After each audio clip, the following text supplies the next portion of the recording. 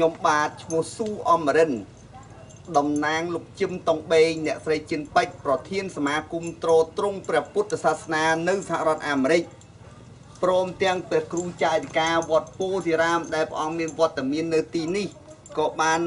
រួមគ្នាយកជាអំណោយមកចែកជូនដល់លោកយាយដែលមានជីវភាពខ្វះខាតគឺរស់នៅនេះផ្ទះនេះផ្ទះដែលគាត់រស់នៅនេះផ្ទះទុតទ្រមនឹងជាផ្ទះរបស់គេទៅទៀតហើយនៅសល់ចៅ2ហើយកូននឹងដើរស៊ីឈ្នួលគេមួយថ្ងៃបាន10000 20000មកគុតគង់ក្រុមគ្រួសារមួយដែលមានជីវភាពខ្វះខាតហើយមានមនុស្សមាត់ហូបរហូតដល់4នាក់ទៅទៀតថ្ងៃនេះសមាគមទ្រទ្រង់ពុទ្ធសាសនាបាននាំយកមកមានអង្ករ1ការុងស៊ីអ៊ីវ1យួរចំណែករបស់របរប្រើប្រាស់នេះជា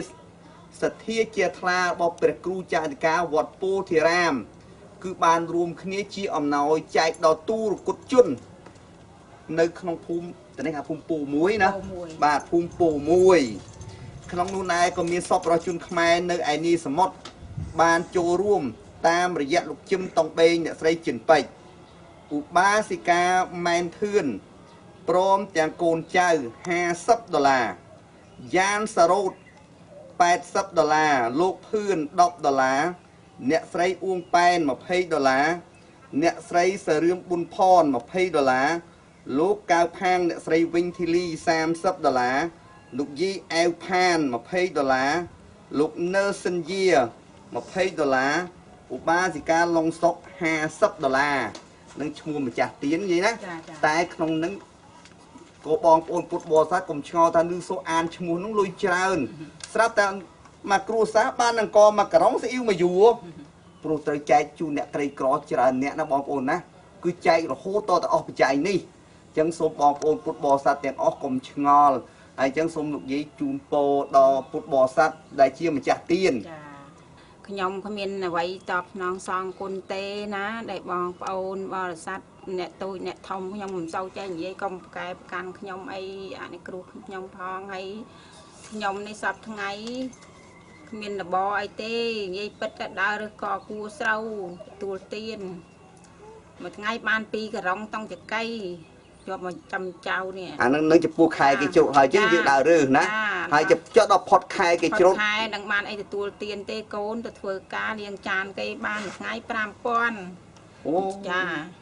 យកមកចាំចៅចាំម៉ែចាំខ្លួនទាំងអស់ហ្នឹងណានេះខ្ញុំនិយាយឲ្យឈ្មោះត្រង់ខ្ញុំអត់លាក់លៀមទេទោះបីដីធ្លីគ្មានមួយដុំផ្ទះនេះផ្ទះគេទៅប្រទានឲ្យនៅមិនឲ្យដាច់គេឲ្យនៅសិនគេទៅទទួលទានឆ្ងាយគេធូធាខ្ញុំក៏អត់គាត់អាណិតក៏មេត្តាឲ្យខ្ញុំនៅខ្ញុំត្រេកអរណាស់ឥឡូវខ្ញុំឲ្យពរជ័យសិរីសួស្តីទេវតាឆ្នាំថ្មីជួយទ្រង់ទ្របងប្អូននេះផ្ដល់ជីវភាពឲ្យខ្ញុំនេះឲ្យបានក្តីសុខក្តីចម្រើនជួបតែពុទ្ធពធប្រសង់89000ជួយទ្រង់ទ្ររហូតបានក្តីសុខក្តីចម្រើនក្នុងយប់ក្នុងថ្ងៃទាំងអស់គ្នាទាំងព្រះអង្គម្ចាស់នៅខាងស្ដាមក្តីឬក្មួយមកនៅពាក្យខ្ញុំក្តីទាំងអស់ណាបានក្តីសុខក្តីចម្រើនគ្រប់ទាំងអស់ខ្ញុំអង្គមានប្រជុំវែងឲ្យព្រះអង្គដែលប្រទានឲ្យខ្ញុំកណានេះឲ្យបានប្រជុំយូរឆ្ងាយវែងណាព្រះអង្គណាសូមជួយខ្ញុំផង